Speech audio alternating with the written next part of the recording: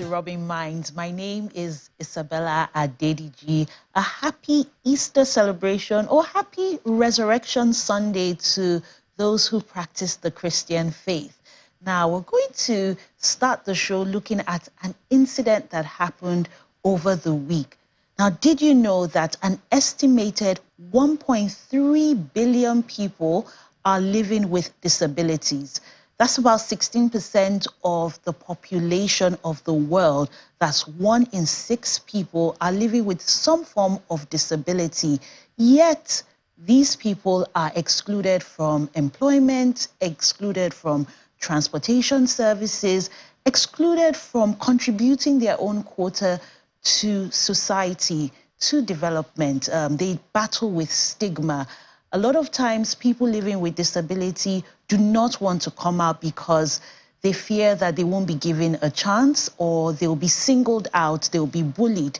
And when I mentioned an incident that happened over the course of the week, I'm referring to Debola Daniel, who posted on his X account narrating his ordeal at one of the popular quick service restaurants at the Murtala Mohammed International Airport.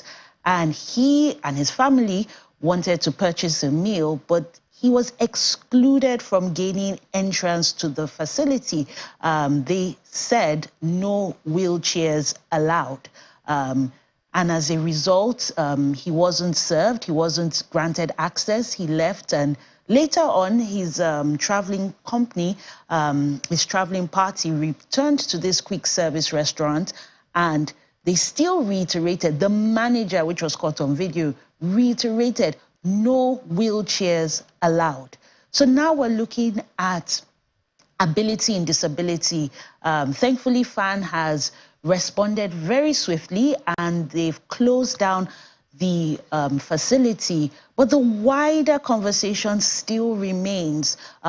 Why aren't people living with disabilities granted the opportunity to enjoy life, to contribute to life?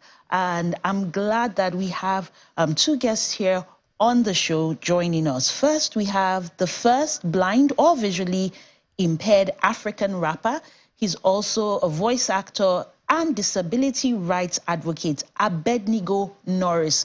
Welcome to Rubbin Minds. Thank you so much for having me. Good afternoon to you. Good afternoon, Nigeria and the world at large. Good afternoon. Thank you for joining us. And we also have joining us via Zoom, Olajide Funsho Benjamin, the Executive Director, Disability Not a Barrier Initiative, that's DINABI Nigeria, and he's also a disability rights advocate. Welcome, Olajide, to Rubbin Minds. So I'd like to start the conversation looking at personal experiences. It's always good to hear from people who are living with disabilities but have found a way to still exercise their abilities. So I'll start with you, Abednego. You are a rapper, you're a voice advocate, a voice actor, and a disability rights advocate. What has been the experience charting a career despite your visual impairment? Okay, thank you very much. Beautiful question. So I would start by saying it's been a roller coaster of both good and bad moments. Remember, as a person with disability, you're struggling with quite a number of things. The industry that I am in, which happens to be the entertainment industry, you'll find out that for people to put you on is a lot of work. Even when you show your workings that, okay, I can deliver, they are unsure. Okay, will this person do it up to my standard? Will this person be able to give me what I want? Even when they can see that, okay, you've been doing this from a very, very long time up until this time. I mean, I represent an organization like Just Able Creative Expressions Africa. And one of the cores that we are championing is making sure that inclusion is readily available from the entertainment sector to sports and everything at large. As a voice actor, I believe that in conversations that have to do with voice actors, I wouldn't be in your mind immediately. But why is that? That's because you are unsure that I will be able to deliver. As a rapper, yes, I have been accepted more in that field. That's because there are no rappers that are doing such. Cobhams is doing more of the singing and production alongside other things. And so for me to do something as new as this, it's marveling. However, the support is not so 100 when it comes to, okay, get me reposted, get those support. And we need those things to fly because we also want to be part of the game-changing industry and say, this is our contribution to the quota and all. Thank you for that. I'll move to Olajide Funsho. Olajide, are you there? I'd like you to share a personal experience. All right. Thank you so much. Good afternoon, everyone, and good afternoon, our viewers at home. Of course, my own experience has been that of good and bad. Good in the sense that I actually had a father who had this very serious trust in me, who believed so much in me. And that gave me some level of privileges. For instance, the ability to be able to go to school at all was simply because my dad had this belief in me. And that was why I said that. And that was why I said that, a little bit good in that aspect. But the bad aspect is our society, of course.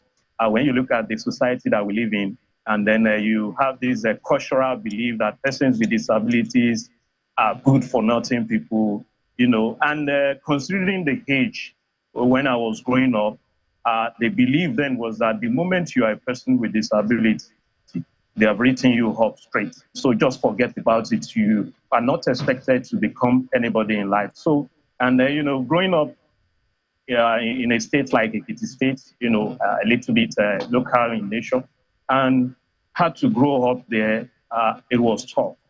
Going to school was tough. Most of the classes, were grossly inaccessible. Unlike now that you have so many assistive devices that can support you in your career, then there was nothing of such. Nothing like crutches for me then. I had my brother who had to go into the bush and cut a wood for me that I used to work then. So it was so tough. And, looking back at the issue of discrimination, the issue of rejection, even from family members. So it was seriously tough. I wouldn't wish that for anyone. Seriously, I wouldn't. But of Thank course, you for sharing that. I'll move to you, Abednego. Let's talk about access. Access to venues. For example, you're a rapper, and in the course of your career, you'd have to perform on stage, you have to go to different venues. How would you rate the kind of access that exists in the buildings in terms of them being inclusive for people living with disabilities? First, let me give a special shout to Adenike Oyetunde, who currently works a lot more with the Lagos state government, and they're making sure that things like this are put in place. However, we're not there yet, 100. There are just some of the major places that are making sure that when you're getting into the place, that you have a place where you can actually pass through. But it's not specifically for you, to be honest. So when shows are done, they are not putting you into the quota or whatever they're planning. The only reason why I don't feel so much hurt about it half the time is because I have people who are going with me. But what about my next brother? What about my sister? You had Olajide talk about how someone had to cut a wood for him to use as a cane guide. Now, if I don't have access to maybe live in Lagos or have more information like I do, what would it be like? It would be a lot more difficult. So I think there's a lot more work to be done, but I would give, if I'm being honest, I would give some of the venues in Lagos, because not all of them, I'll give the venues in total a 5/10, which means more work needs to be done. Orientation is key. Continuation of these conversations, and also factoring persons like us when we're coming to your event. It's one thing to say, oh, you're doing it because of your kindness part of you, and it's another thing to know that, okay, this is part of the law. So if we add kindness and doing the part of the law, then that would get us a 9 or most likely a 10/10. Yeah, a lot of work has been done by the Lagos state government in ensuring that some of these venues are accessible. I'll move to you now, Olajide. And my question to you is looking at the government. when we look at some of the policies in place now on a federal level, because you made mention of Ekiti State, for example, do you feel that there are enough policies that are addressing some of the unique challenges faced by persons living with disabilities? All right, thank you. I think I would say that we have enough policies and legal frameworks. To be candid, I would say that we have it. For instance, Nigeria is signatory to the United Nations Convention on the Rights of Persons with Disabilities, and Nigeria is also signatory to the African Disability Protocol. And then in 2018 also, the then president of Nigeria, President Muhammadu Buhari, also signed the Discrimination Against Persons with Disabilities Prohibition Act 2018 into an act. And various states in Nigeria have also domesticated this act. For instance, Ekiti State have domesticated it into law. So, and we have several other policies, inclusive education policy, the national health policy, and all the rest of them. But of course, it is not just peculiar to disabilities alone. Virtually all laws and legal frameworks and policy frameworks in Nigeria, the usual problem that we usually have has always been the aspect of implementation. So, and I think that is what is still lacking now as far as the disability community is concerned. Talking about the issue of accessibility that you raised the other time, of course, it was this year that the moratorium given in that law came to an end. For instance, in the Act, we have a moratorium of 5 years that every public buildings must conform, must ensure that they have accessibility facilities put in place, which means that after the 5 years, they can't be sued now, all right? And of course, it now depends on if the duty bearers are ready enough, especially the National Commission for Persons with Disabilities, which is also a subset of that particular act, because its creation is as a result of a section in that act. So, and of course, we are expecting now that people will now begin to come out. And let me just inform you that the word public building in that act is not talking about government buildings alone. It's talking about every buildings that are made in such a way that people within the society can have access to them. So buildings that are accessible by the public. It has become a public building, because it means that you are going to be rendering services and you are expecting people to be coming into such facilities. Okay. So for me, we have various laws, we have various policies, but the aspect of implementation, to me, it's very, very slow, extremely slow, which is not good enough. And I believe that government can do better. Okay, so it's more about the enforcement of and implementation of these laws. Now, I want to move the conversation, Abednego, to the role of education, the role of the media in sensitizing the population that people living with disabilities have abilities. They should be included. In your own view, do you feel that the education system and also the media is doing enough to promote inclusion and to educate the population on, because when we look at people living with disabilities, it's quite a wide spectrum from mental health issues to physical issues, and even albinism. Okay, so to be fair, I would say education-wise, we are not there yet. We're not there at all. So it is one thing to say, hey, come to my school, come school with us. We're going to offer you admission. It is another thing to say, when you get here, you are on your own. It is, like I said, there is the kindness part that people are thinking, oh, that's the law working. No, that's not the law working. We have a lot of work to do. If you check out a visually impaired person now, how many of our universities have libraries that have books that we can use? Because what they have had to do is say to you, when you get your notes or something of sort, then bring it over to us. We would now find a way to have them embossed for you. And imagine your exam is in a month's time, but this process sometimes takes up to 2 to 3 months. Haven't you written the exams already? So enough work needs to be done when it comes to putting more books in the libraries that are in maybe Braille, or more sign interpreters for people who are living with hearing impairment and the likes. We have to do these things because it has not been done. When it comes to the media, the issue here is the media has not done enough.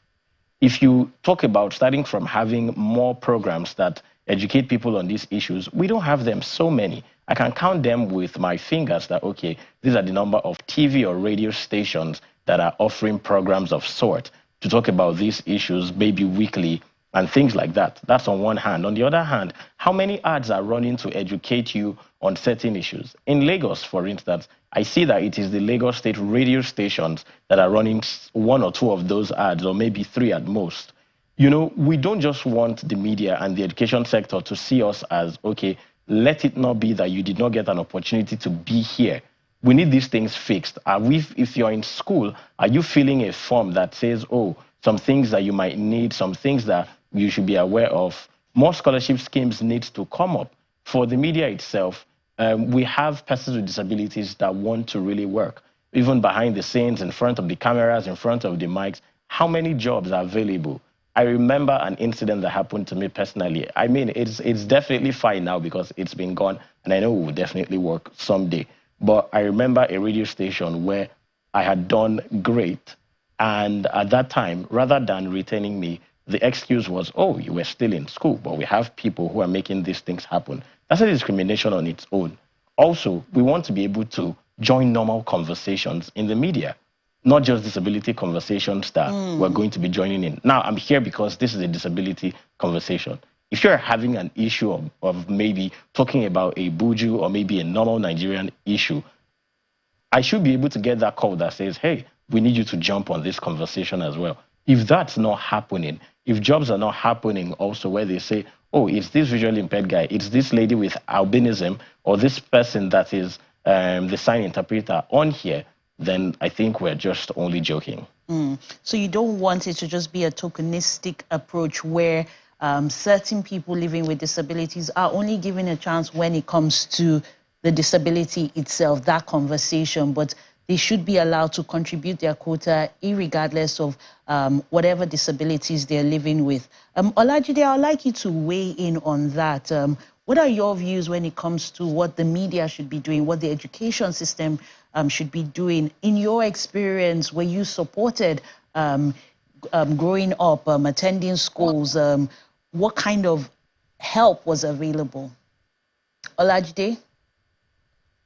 Okay, while we're just waiting for the connection to be restored, I'll move to you, Abednego. We've talked about the challenges. Right now, what are some short-term solutions? What are some things that need to be done so that we can move the needle further? Okay, so like the team which I'm a part of, which is Just Abled Creative Expressions Africa, what we intend to do and have started doing in the past and even up until now is we should start by educating people.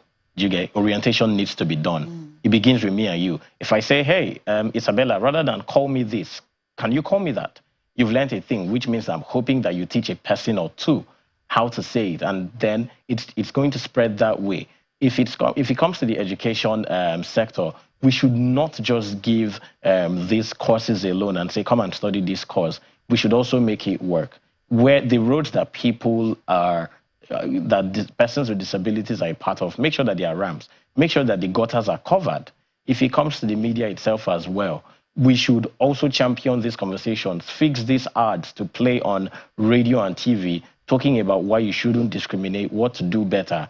I mean, the transportation system too needs to get better. I've gotten in a bus and things like that where someone is saying to me, who go pay? Who's supposed to pay? I got on your bus because I'm obviously paying. And then you're asking that question. So that's discriminatory. We need to start having these conversations more. It starts with maybe people saying, hey, can we organize something where we have all the drivers or teachers or lecturers or people in media from the most senior ones and say, hey, can we come together and get orientated by these people, where we also tell them why certain things can work. We also have to begin to ask, okay, would you be interested before canceling these people out? I think these are some of the short-term conversations. Then from time to time, have these conversations, not only when an issue like Debola has happened, that we're going to have it, or maybe we're having this conversation so that it doesn't look like it. Maybe once in 3 months or something, if every radio and TV station says this is what's going to happen, then cool. Giving opportunities where it is due, not just in the disability world. I'm a voice actor, for instance. You would not expect to say, hey, only when there are adverts that has to do with disabled persons that you will reach out, or only events for disabled persons for him to host.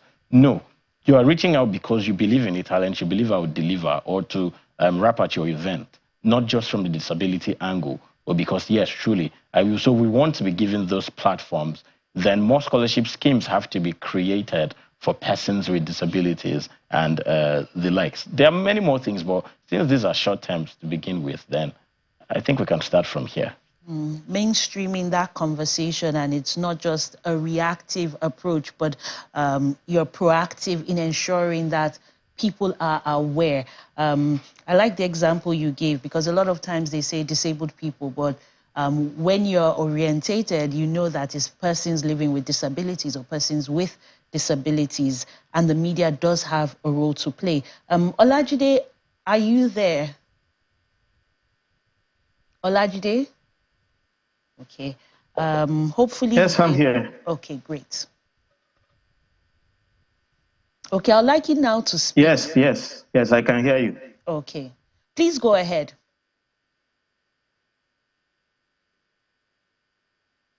Olajide, please go ahead and make your contributions. Can you come again, please? Okay. I'm asking, I'm not sure if you heard the first question, but let's just go off the last question, which is, what are some of the things that can be done in the short term to address this issue, so we don't have the situations keep occurring where persons living with disabilities are excluded?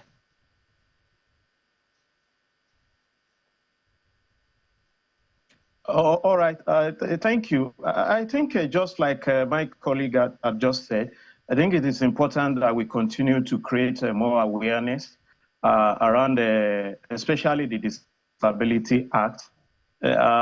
Sometimes I do not necessarily blame people that against persons with disabilities, because some of them, they have this cultural belief that have been with them right from their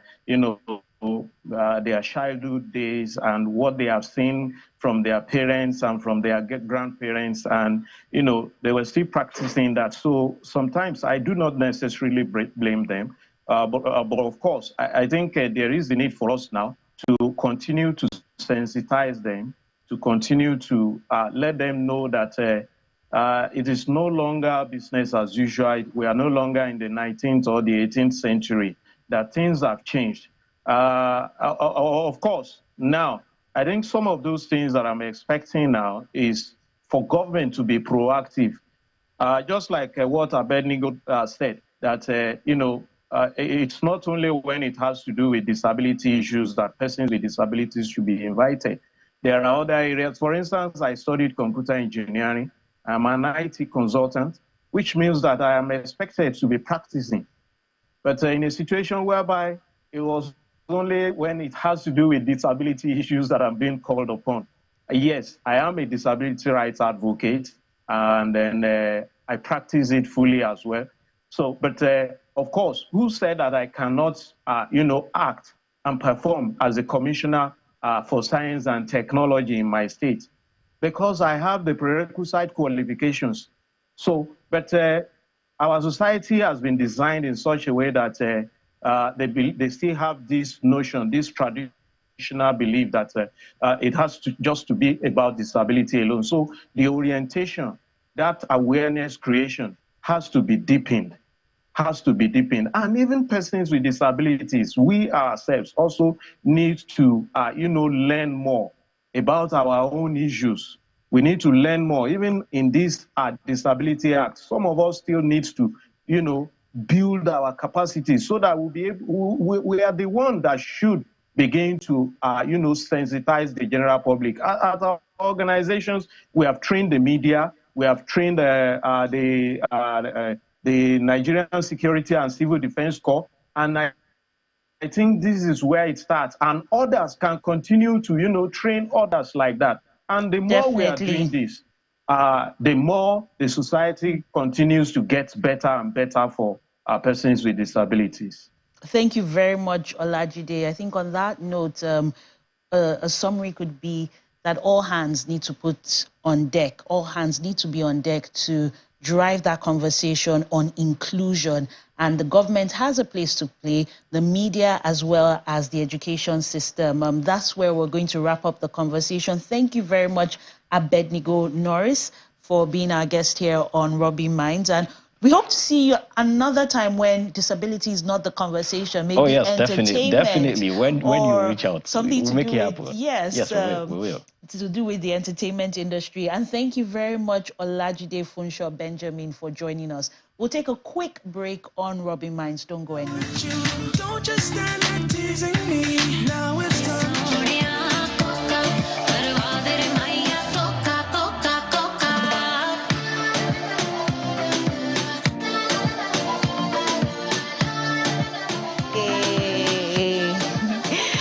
You just heard Coca by Kanika Kapoor featuring Reassured. Coca. Welcome, Kanika Kapoor, to Rubbin Minds. Thank you. It's really a pleasure to be here. Yeah, I'm still Coca. Okay, tell me, let's go back to the very beginning. Your musical influences, growing up, the inspiration. How did it all start? And when did you get to that point you decided music is it for me? I grew up in the north of India, in the cultural capital of India called Lucknow, and I moved to London almost 25 years ago. So I lived in India where I studied music, and I remember that moment where I used to be the head of the choir and in my school, and I used to sing a lot, and I used to participate in competitions. So I studied and did my master's in music, and I was sort of moving more towards that. That's how music started. Okay, so what influences did you draw, say, from that mixed background? Because the north of India and then a city like London, yes. What inspired your decision? Do you have any specific musical artists that played a huge role in becoming a musician? So I wouldn't say a musical artist, but I think my guru, my teacher, he was a very, very senior artist and a classical singer of his times, but very, very traditional classical, from the famous Banaras Gharana, as we'd call it, the school of music. And I was very inspired by him, but because I moved to London at a very young age, I was a teenager, I almost sort of got the best of both the worlds, the East and the West, and the culture, which is why a lot of my music, and actually most of my music, is very, very fusion between India and the rest of the world. And now with Coca, I was getting some Afro beats in there, so we're seeing that fusion continue. In becoming an artist, what are some challenges that you faced in doing this fusion music? Because a lot of times when we hear Indian music, it's very in its purest form. We know it from the movies, the dancing, and then now you're fusing that with obviously your experience in London, and now we'll still come back to the Nigeria conversation, but I'd just like to know whether you faced any challenges, any questions. What was the initial reactions? I mean, the reason that I got success was because I brought my own style and my own sound and my own fusion.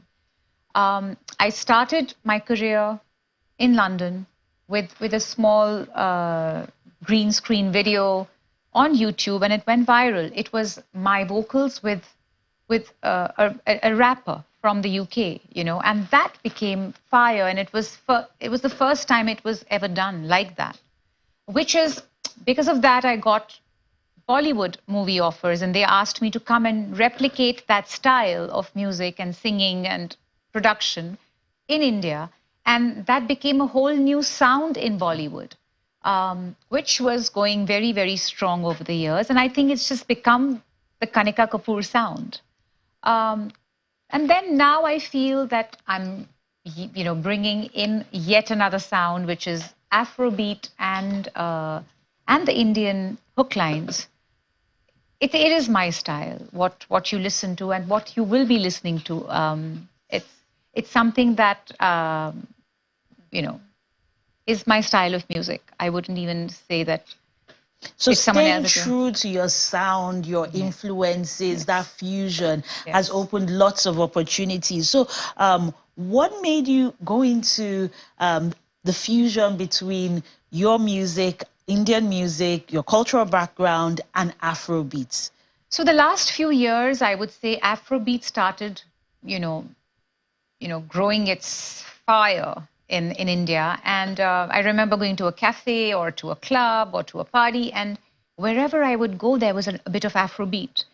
And then it became more and more and more. And right now, it's really huge. I think the sound of Afrobeat and Amapiano and East African music. Obviously, they don't know the difference over there, but they love the whole sound. But they don't know the artists. They don't know the singers or the producers or where it's coming from. They just like the sound. I moved to Nigeria after getting married, so becoming the Niger wife, the official Niger wife. I thought it would be best for me to sort of do a collaboration which takes the most amazing artists and the sound of Nigeria, which is also my country now, and mix it with India. And that's how it's come together. Okay. I'm doing exactly what was a success story of Kanika Kapoor back in the UK. So I'm doing that again with Nigeria. Replicating it here. Tell me about this, your new home. Like, how has Nigeria been for you? What has been your experience so far living in Lagos and being a Niger wife? So it's been coming up to 3 years where I've been in and out of the country and been spending a lot of time here last 2 years since I got married. It was a bit of a shock when I moved because suddenly from having this huge career in India, in the UK, and almost not knowing anybody in this country, making friends, making work colleagues, getting into doing what I do best here. I set up a studio. I was very lucky that I met a very famous artist who actually helped me in bringing together my studio and introduced me to a producer who then brought in artists, and it went on and on. And I have made some beautiful relationships here. I now have a Nigerian manager who looks after work with me. We work together. I have my own team here, so I think I've settled in pretty well, and I'm enjoying life here. It's a lot like India. Okay, well, what about the food? Is it spicy? How are you coping with that? I love the Lagos chili. It's the first time I ever tried Lagos chili was here. I'd never had anything like it. I've tried bits and pieces of everything. I eat more vegetarian food, so I haven't explored so much, but I'm enjoying it. And there's a huge community, Indian community here in Lagos, and I know in different parts of Nigeria. But I want to go back to the music. Now, you mentioned Afrobeats. Do you have any particular artists that you say, for those people in India, they might not have the same context you have as living in Nigeria, so you get to know the names of the artists, the songs, the genres, the sub-genres. So any particular Afrobeat artist that you've been inspired from or has influenced your sound? I wouldn't say I've not reached that place where I've been influenced by a particular sound. I just love, I'm still learning the difference between the different sounds of Afrobeat. And I love, the more I learn, the more I want to learn. So I'm overall inspired by the beat and the different techniques of it. And actually lately I've been listening to a lot of old school Nigerian African music from the 80s and the 90s, where I feel it is so much like Bollywood, old music. It was more about compositions, it was more about the singing. And now I think as it's changing, I plan to do a lot more of the old school feel with the new Afrobeat, even over here. When you say the old school, do you mean maybe the high life, or do you mean like Fellas, which is Afrobeat, Yes, as opposed to yes. the Afrobeats? Any particular? I mean, I don't remember the name of the female artists that I had been listening to, because it's been a lot of them. But yes, I mean, Fellas was the old school feel. I still feel that bringing in the old school feel and merging it with today's Afrobeat, even in Nigeria, would be so phenomenal. Okay, so we see you in Coca and you're collaborating with a Nigerian artist, Ria Sean. What inspired that? And can we expect more collaborations? And if yes, with who? Doing the song with Ria was a conscious decision. It was an Indian song where we featured her. It was on my record. It is on my record label called Bajao Records, which means play the music, and which I launched. I think I'm maybe the first female artist in India to launch a record label. Congratulations. Thank you. I dared to do it. It's not easy, but you know, it's going well. And the reason I took Ria Sean on that song was just to give India a little bit of a feel of another look, another style of fusion. And yes, there is a whole album that's coming out now in the next month with so many new, different, some known, some new Afrobeat and Nigerian artists. It's all produced in my studio in Lagos. Okay. It's composed, written, sung, and the videos, everything is shot and done in Nigeria. Wow. Wow. Congratulations. That's an amazing thing. Talk about making this your home, literally work and also family. Now let's go back still to the music itself. You said there's a bit of some of the known faces and some of the less known faces. Do you mind sharing some of the names? What kind of songs can we expect? Give us I don't nice want teaser. I think the names are surprises, Okay. but I think you will really enjoy the songs. I have kept the songs more Nigerian with a hint of India, a hint of Bollywood style, but it's a lot more Nigerian, I think. Okay. Coca was a little bit more Indian with a hint of Nigeria, but the upcoming songs are a lot more Nigerian because the point was to explore more Afrobeat. Okay, now when I was listening to Coca, I'm not very familiar with, I know there are different languages in India. So what Indian language? It was Punjabi. Punjabi. North. Okay. You know, some people say it's a Hindi, but now I know it's Punjabi. So are we expecting more Punjabi in this album? Are we expecting Yoruba, Igbo, Hausa, Ibibio? It's a bit of everything. We have a lot of Hindi. I'm actually singing in Pidgin too. Okay. So the next single has me singing a bit in Pidgin. Okay. And it's pure Nigerian music. Okay. So and style. When the album does drop, what are your plans? Because you've set up a record label. When it comes to distribution, are we expecting maybe tours across Nigeria? Are we expecting headline shows? Are you taking it beyond Nigeria? I feel that the people of Nigeria have to know me a little bit and my music. Once we have the album ready, of course, we will be taking it to different places to play, to sort of do the right distribution. The distribution is out of Nigeria. And we have a plan. Okay. We'll be back. Okay. So a lot of the music coming out that seems to do well these days are the ones that people vibe to, can dance to, like the Coca. Are we expecting more of that? Are we going to see maybe a challenge, for example, on TikTok? Yes, the next song is going to be a challenge. I think people will enjoy that challenge because it's a very interesting song where we have an Indian hook line and then a really, really interesting play. And when is that song coming out? Because you're just putting all the hints in there. When is that song coming out, guys? You're just giving us all. The song is ready. The song is ready. The video is ready. The mix and master is ready. Are the dance steps ready? The dance step is ready. You want to show us something? I can't, but I have to come back and do that because I'd love to promote that song separately and make you dance. Okay, okay. I think by Indian dance, but you know, it's right now the Indian dance is all very, you know. Okay.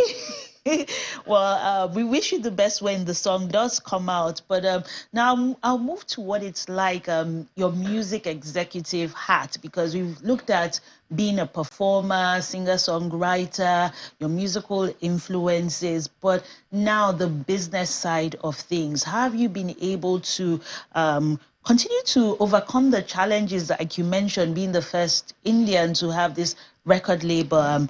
The challenges also being in a new country, how are you able to surmount them?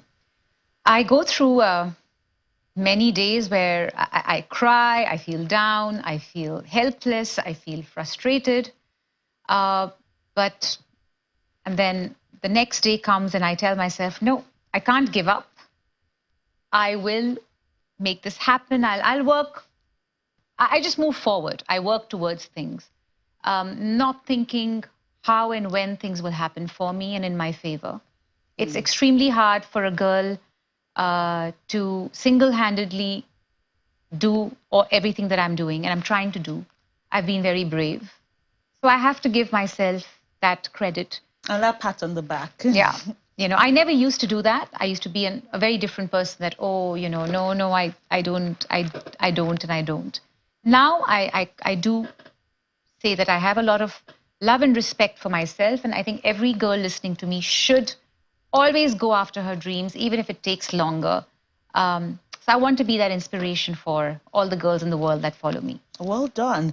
It might take a little longer, but it shall happen. And, you know, you have to love your work and what you're doing. And you're spending your time. Too. Yes. Embracing the journey, not just the destination. Now, you mentioned how the fusion music opened up like a whole new vista in Bollywood. Is that something that you're hoping to get into? Do you see maybe your music also coming into Nollywood? Because in the past, we've seen some Nollywood-Bollywood collaborations that have gone to the cinema on streaming platforms. Yes. So is that part of the plan? I mean, I feel that I'm still relatively very new in Nigeria. I think the moment people start listening to Kanika Kapoor and all her ocean of music that's coming out in Nigeria, I'm sure that they will give me a chance and we will do something in Nollywood. Why not? I'm so open to doing and exploring new adventures and work. So I'm sure Nollywood's going to happen. Oh. It must. I am the bridge between Nigeria and India. So I think, how can you not have a Nollywood movie with you know, a song like I would sort of put together? Okay, yeah. Okay, and I'm sure people are watching and are listening, and they're going to be looking out for the music when it comes out, because yeah. I think this day and age, because of globalization, technology, we can reach a whole new yes. audience. When people listen to your music, what's the intentionality behind it? What do you want them to go away with? Is it feel good? Is it more reflective? Do you use your music as a tool for social change? So to be honest, every song that I've ever done is ruled by emotion. There is I'm known for celebration, but I think that when I did and recorded some of my most famous songs, which were some of the greatest dance songs of Bollywood, I was at my lowest and emotionally quite a broken person. So for a girl who was not all there and happy and excited, to be singing and making everyone dance, that was an emotion that connected with different people on different, you know, stages of their feelings. I mean, I'm not able to explain, but my songs, even if it's a sad song, even if it's a love song, even if it's a celebration song, my connect with people is my emotion, what I put into the song. I don't think about the rest. I just don't think about the rest of it. I don't think my songs are clean. They always have like an underlying emotional meaning to them. It could be a girl. A lot of my famous songs and some new songs that are coming are all very girl-centric. about how girls feel or want to be treated, or about how little girls dream. You know, and this has come from a place of personal experience, yes, reflection. It has. It is my upbringing in this small town, in a with the dreams that I've grown up with, and experiences of life that I had during my downfall for a long time. So I think it's a lot of those little bits that I sort of naturally put into my songs without knowing. Okay. Yeah. Now I'm going to come back to the vibrancy of, you know, the culture here in Lagos, whether it's the food or the fashion, the music and all. How are you incorporating all those elements? Because you mentioned that your videos were all produced here. So are there particular designers that you've collaborated with in terms of the fashion? Yes, I have. Yes, spill the tea. I can't even tell you how much love I have for the new way of dressing I'm starting to have, the new wardrobe that I have. I've been exploring all the fashion in Nigeria. I've been wearing a lot of Nigerian designers, and every time I post anything wearing a Nigerian designer, everyone from India is asking me, oh, this looks really chic, this is very cool, we love the print, we love this, we love the cut, where is this from? I do feel that I need to take the Nigerian fashion to India. They would love it. So I've been wearing a lot of Lisa Falavio, Banke Cuckoo, I've been wearing Eki Kere, there's a lot more that I've been sort of wearing, and my videos have a lot of Nigerian fashion. So yeah. Okay. And then what has been like a standout experience for you as a Nigerian wife, as a migrant who has now made this place home? Can you point to maybe an experience or two? What kind of an experience are we? Good one, I'd hope.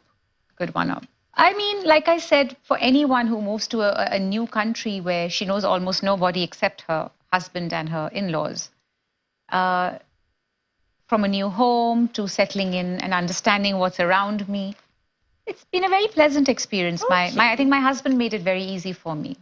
You know, he's been very caring and very nurturing, and I think he's been my in-laws and my husband, they've treated me like this little girl that they are very protective about, and I think they forget I've grown up, which is, but it's very sweet that they do. So I think I've had a great experience living and settling in. I never feel that I'm away from home, or it's become home.